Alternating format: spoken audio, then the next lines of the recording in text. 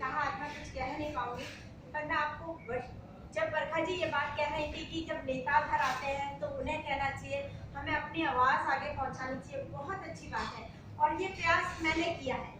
मैं नाम नहीं बता पाऊंगी, पर अति विशिष्ट व्यक्ति से मौजूदा सरकार के मैं पर्सनली मिली हूँ और मैं आपको एक बहुत क्लियर बताना चाहती हूँ कि मुझे ये कहा गया कि ये पुरुष आयोग बनेगा और कानून में संशोधन भी होगा।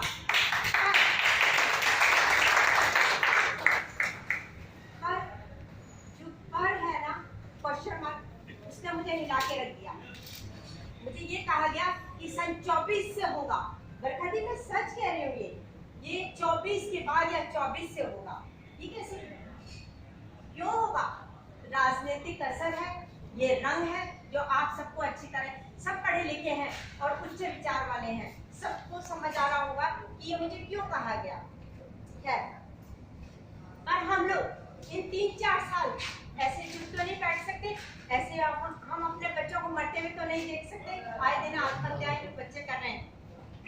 यहाँ मैं जहाँ बरखा दी ने आप लोगों से एक संकल्प करने के लिए कहा है, मैं भी आपसे एक संकल्प के लिए कहती हूँ। इस चीज को हम कैसे बंद कर सकते हैं? जब तक ऊपर से कानून का ये प्रेशर ना हो, जो हो रहा है स्त्रीवाद, उसको हम ऐसे बंद कर सकते हैं अगर आप सब लोग माने। जो ये गुजारा भत्ता मांगा जाता है ना कोर्ट के द्वारा, ये संकल्प करने की हम नहीं देंगे, हम एक पैसा नहीं देंगे, चाहे हमारे सिर से ट्रेन निकल जाए, जेल तक क्या है, मौत दिया जाए। जब सारे हिंदुस्तान के बच्चे जितने भी युवक फंसाए जाते हैं झूठे केस में, वो सब ये संकल्प करना है कि चाहे कुछ भी हो जाए हम एक पैसा नहीं देंगे। आप देखिएगा घर बसने शुरू हो जाएंगे। तो जो आए दिन लड़कियां भागती है ना झूठे केस लेके, ये सब लाइन पे आ जाएंगे। आप लोगों को मैं क्या बताऊं?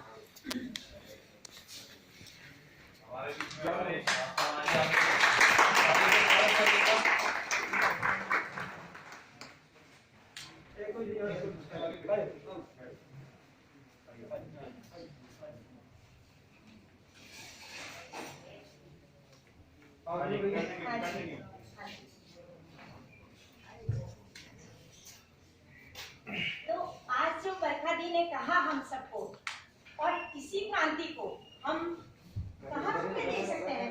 इसको हमें उभारना है, सार्थकता के साथ उभारना है और एकजुट होकर। जहाँ बात इन्होंने कही एकजुट की, वो बात बहुत दिल को दिमाग को छूती है।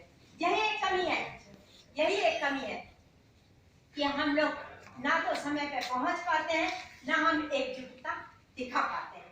जब तक हम एक लड़की को कुछ हो जाता है, सारा हिंदुस्तान मीडिया चिल्ला चिल्ला कर हिला देती है, और पुरुष, इतने लोग पुरुष चुपचाप जाने दिए जा रहे हैं, जाने दिए जा रहे हैं, किसी को शुभाई नहीं होता, किसी को दर्द ही नहीं होता। अरे दर्द हमको होगा तो अड़ोस पड़ोस को होगा, समाज को होगा, और वो दर्द लाना पड़ेगा भाइयों, वो दर्द लाना पड़ेगा। मैंने आज आप लोगों को जो बात कही है, ये अति विशिष्ट व्यक्ति के द्वारा ये बात मुझे कही गई है।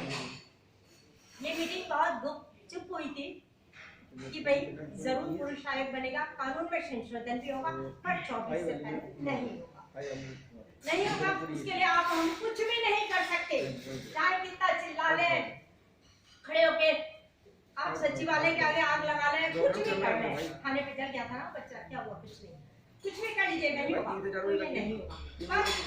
पर हम कैसे रोक सकते हैं? वो हमारे हाथ में।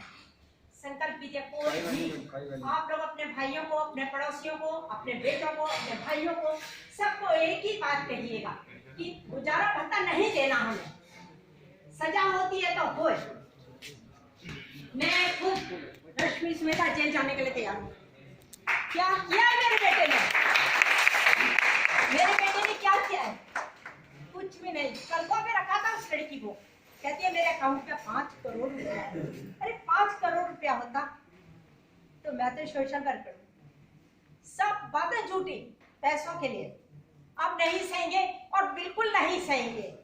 मैं वहां, आप लोग सोच नहीं सकते कि जिस व्यक्ति से मुलाकात हुई थी उसके लिए वहां तक पहुंचना कितनी मुश्किल था। मैं वहां भी कह के आई हूँ कि ठीक है सर, मैं जेल जाऊंगी, मेरा बेटा जेल जाएगा, कोई गम नहीं, हजारों बच्चे हैं वहां पे, वहां जो रह रहे हैं वो अभी खा पी रहे हैं। हमने कोई मर्डर नहीं किया, हमने कुछ नहीं किया और बेगुनाह है पूरी तरह आप सब लोगों की तरह। मैं उस परिवार से हूँ भाइयों जहाँ दहेज मारा पीटी की बात तो सोची भी नहीं जा सकती। मैं छोटा सा एक परिचय देना चाहूँगी क्योंकि उस परिचय की जरूरत तो है नहीं। एक्चुअली जैसे अच्छे विचार वाले व्यक्ति हैं जो सब जानते हैं, मैं डॉक्टर राधा कृष्णन जी की देवती हूँ, मेरी नानी के भाई की, और मेरा पूरा परिवार साहित्य क्षेत्र से जुड़ा पूरा का पूरा परिवार। मेरे जो नाना थे पंडित जयदेव शर्मा जी, उन्होंने सबसे पहले चारों वेदों को इंग्लिश में ट्रांसलेट किया था, वही वेद आज भी भारत। हमने भारत को इतना कुछ दिया, हमने इस देश को इतना कुछ दिया, ये देश हमारा है, ये किसी व्यक्ति विशेष का नहीं है जो कोई भी खड़ा होकर कह देगा कि जी ये बात हो गई और वही मान लिया जाएगा। ये सब इसलिए हो रहा है क्योंकि हम लोग सह रहे हैं।